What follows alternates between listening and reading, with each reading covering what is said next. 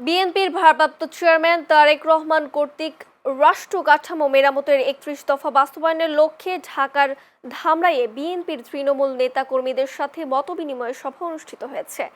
রোববার সন্ধ্যায় ঢাকা জেলা যুবদলের সভাপতি ইয়াসিন ফেরদৌস মুরাদের নির্দেশে নান্নার ইউনিয়ন পরিষদ মাঠে মতবিনিময় সভার আয়োজন করা হয়।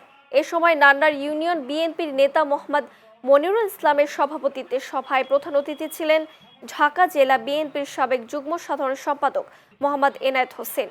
ধামরাই উপজেলা ছাত্রদলের সাবেক যুগ্ম সাধারণ সম্পাদক সোলাইমন কবির মিল্টনের সঞ্চালনায় ঢাকা জেলা যুবদলের সহ সভাপতি ইবাদুল হক জাহিদ ও ঢাকা জেলা যুবদলের সাবেক দপ্তর বিষয়ক সম্পাদক মোহাম্মদ মনিরুল ইসলাম সহ বিএনপির সহযোগী সংগঠনের নেতাকর্মীরা উপস্থিত ছিলেন।